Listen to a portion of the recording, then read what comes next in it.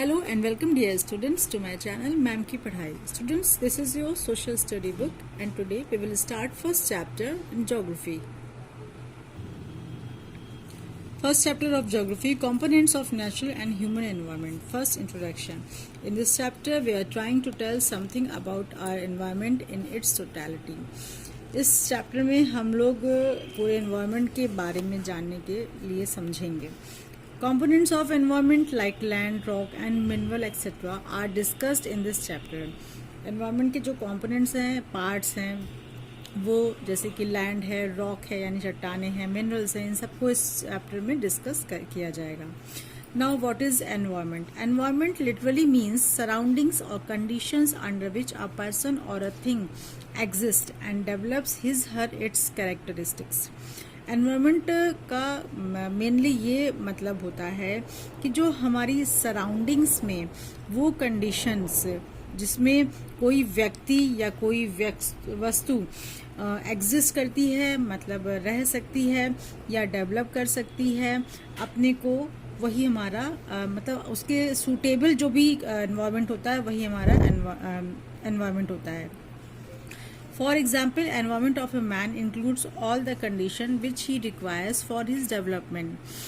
अगर एग्जाम्पल देखा जाए तो एक व्यक्ति के लिए वो एनवायरनमेंट कंडीशंस रिक्वायर जो कि उसको ज़िंदा रहने के लिए या उसके डेवलपमेंट के लिए ज़रूरी हैं, वही हमारा एनवायरनमेंट होता है. जैसे लैंड, भाई ज़मीन पे उसे रहना है, एयर सांस लेना है, वाटर पानी पीना है, हाउसिंग फैसिलिटीज़ घर चाहिए, मीन्स ऑफ ट्रांसपोर्ट एक जगह से दूसरी जगह जाने के लिए ट्रांसपोर्ट चाहिए, कम्युनिकेशन चाहिए एक दूसरे से.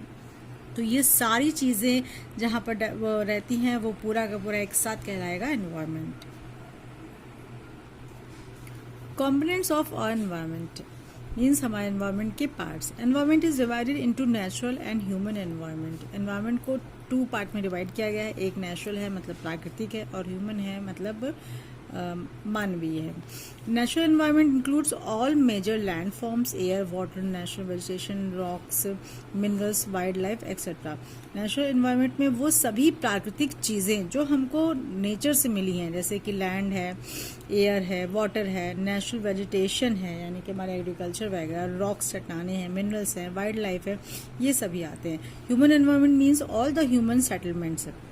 और ह्यूमन एनवायरनमेंट में जितना भी कुछ ह्यूमन ने बनाया है अपने रहने योग्य, विच मैन हैज़ क्रिएटेड, जिसे मैन ने खुद से क्रिएट किया, बनाया है फॉर हिज एग्जिस्टेंस, अपने रहने के लिए, लाइक वेरियस हाउसिंग एक्टिविटीज़, जैसे कि अलग अलग तरह के बहुत सारे हाउस को, ये हमारा ह्यूमन एनवायरनमेंट में आता है. नाउ चेंजिंग लैंड फॉर्म्स और ऑफ आवर अर्थ.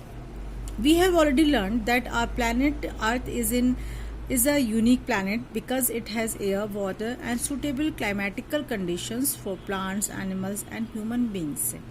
ये हमने ऑलरेडी हमको पता है कि हमारा जो अर्थ ये प्लैनेट है एक यूनिक प्लैनेट है, क्योंकि यहाँ पे एयर, वाटर और एक ऐसा सूटेबल क्लाइमेट कंडीशन है जहाँ पर प्लांट्स, एनिमल्स और ह्यूमन बींग्स आराम से रह सकते हैं.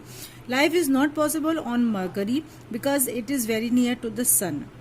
लाइफ मरकरी में यानी मंगल ग्रह में पॉसिबल नहीं है क्योंकि सन के ये बहुत पास है, so it is very hot, और इसलिए वो बहुत गर्म रहता है.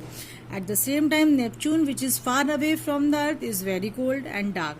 और जो नेपच्यून है वो बहुत दूर है सन से, इस वजह से वो बहुत ज़्यादा ठंडा है और बहुत ज़्यादा वहाँ पर लाइट नहीं पहुँचती है, तो वो डार्क है.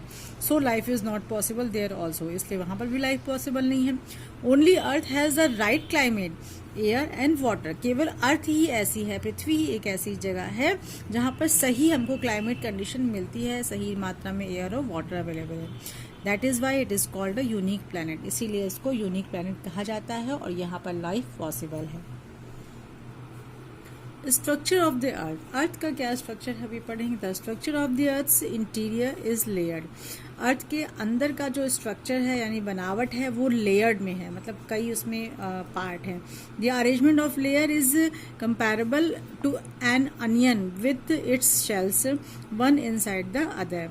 इसको बिल्कुल एक अनियन यानी एक प्याज की तरह हम कंपेयर कर सकते हैं. जैसे प्याज एक के अंदर एक कई लेयर होती है, वैसे ही अर्थ में कई सारे लेयर्स होते हैं.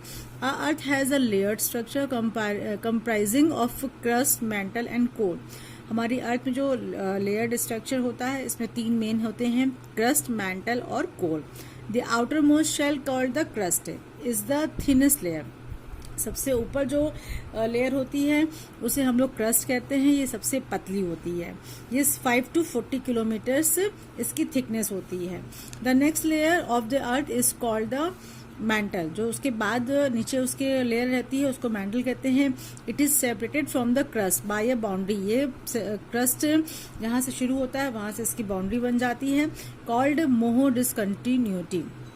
इसका नाम मोहो डिसकंटिन्यूटी है। The mantle is about 2900 kilometre thick और ये लेयर लगभग 2900 किलोमीटर थिक होती है।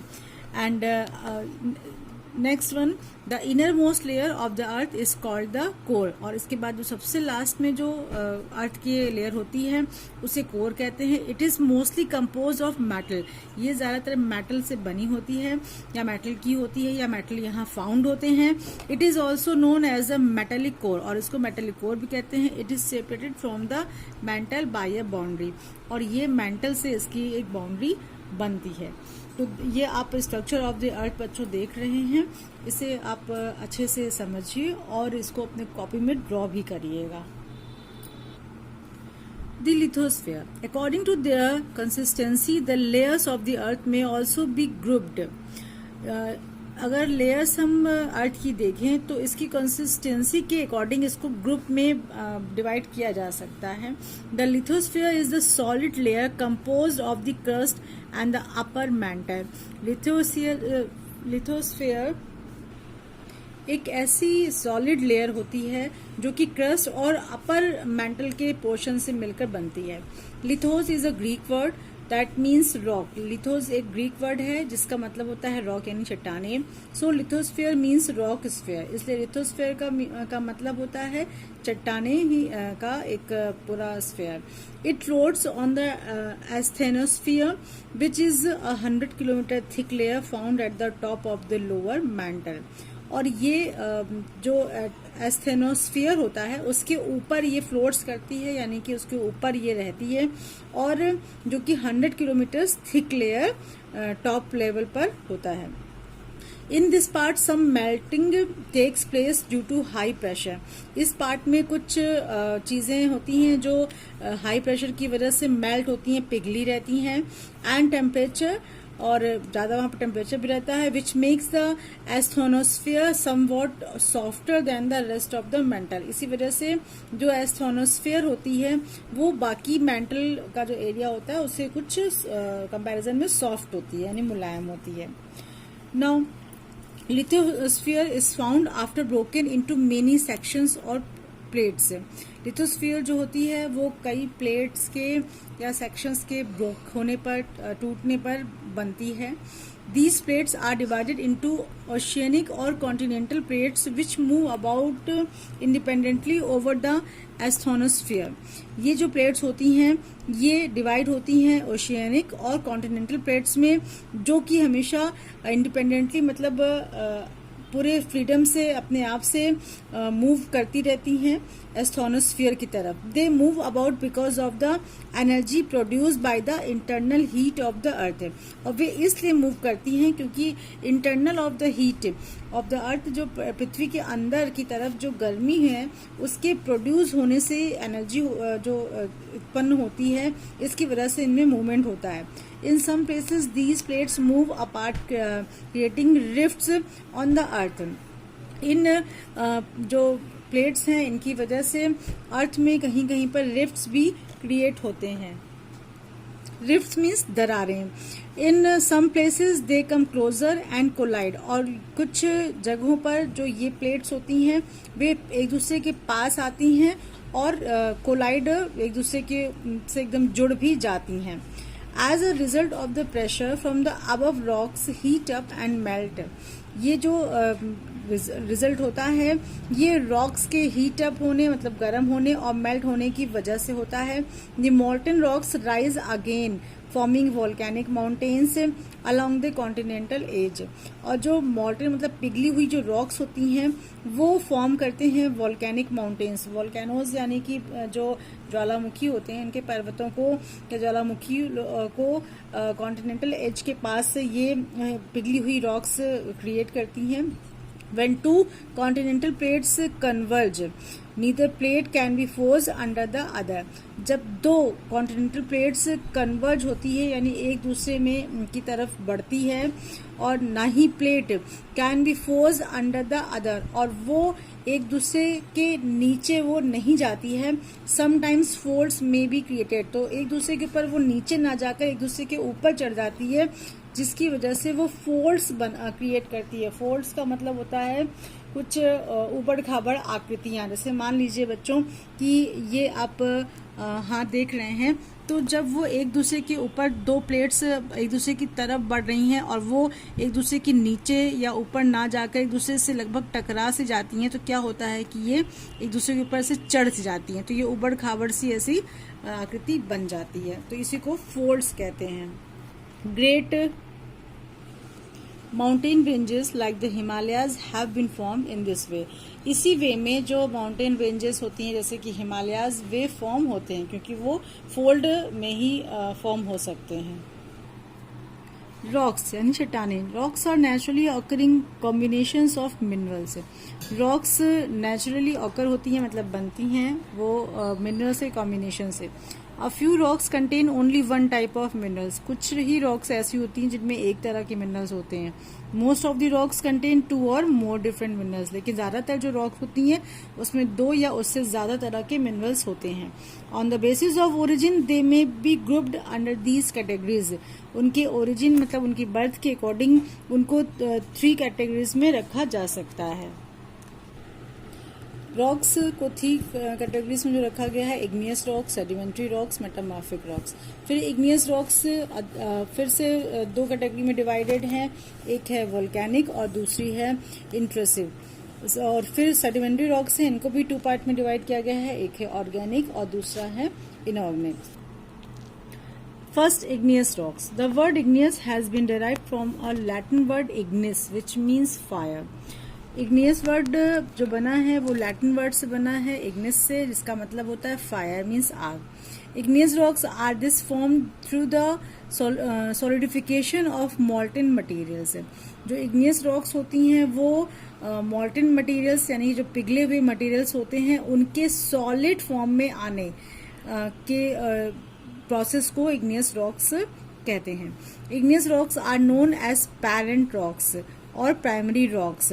इग्नियस रॉक्स को पैरेंट रॉक्स या प्राइमरी रॉक्स भी कहते हैं। As all other rocks are derived from igneous rocks. क्योंकि बाकी जितनी भी तरह की रॉक्स होती हैं वो इग्नियस रॉक्स से ही बनती हैं, इसी वजह से इनको प्राइमरी या पैरेंट रॉक्स भी कहा जाता है। Igneous rocks are further divided into 2 categories. First, extrusive igneous rocks. These are known as volcanic rocks because lava reaches the surface of the earth as a result of volcanic eruptions। ये जो rocks होती हैं इनको volcanic rocks भी कहते हैं क्योंकि इसमें जो लावा होता है वो सरफेस से नीचे से अर्थ के सरफेस तक पहुंचता है, जिससे कि वोल्केनिक इरप्शन यानी ज्वालामुखी फूटता है। Intrusive igneous rocks. These rocks are formed by solidification of magma beneath earth's surface। ये जो रॉक्स फॉर्म होती हैं ये सॉलिडिफिकेशन होता है, मतलब वो जमती हैं। मैग्मा का वो जो जमना होता है वो ये काम होता है अर्थ सरफेस के बीनीथ, मतलब ठीक नीचे। जैसे कि अभी आपने इसके पहले वाली देखा था इग्नियस रॉक्स, उसमें अर्थ सरफेस तक होता था, लेकिन ये अर्थ सरफेस के ठीक नीचे होता है। Now characteristics of igneous rocks. ये रॉक्स हार्ड होती हैं, मासिव व कॉम्पैक्ट होती हैं। इसमें क्रिस्टल्स होते हैं जो कि साइज डिफर करती, कभी ज़्यादा कभी बड़े छोटे होते हैं। इसके अलावा इसमें कोई लेयर्स नहीं होती है इग्नियस रॉक्स में। इसके अलावा ये फ्री ऑफ फॉसिल्स होते हैं, इसमें फॉसिल्स नहीं पाए जाते हैं। देयर आर नो पोर्स, इसमें कोई पोर्स भी नहीं होते हैं। इसकी वजह से in which water can not easily enter, इसकी वजह से वाटर अच्छी तरह से ये एब्जॉर्व नहीं कर सकती है, इसमें वाटर एंटर नहीं हो सकता है। Economic importance of igneous rocks. अब इग्नियस रॉक्स का हमें क्या इम्पोर्टेंस है अगर इकोनॉमिकली कहा जाए तो igneous rocks have been formed as a result of solidification of magma which is a great source of metal ores। igneous rocks हमेशा मैग्मा के सॉलिड फीचर्स की वजह से बनती हैं जो कि मेटल बनाने का मेन सोर्स होता है, इसीलिए इसकी वजह से हमको बहुत सारे मेटल मिलते हैं जैसे कि निकल है, आयरन है, कॉपर है, लेड है, जिंक है।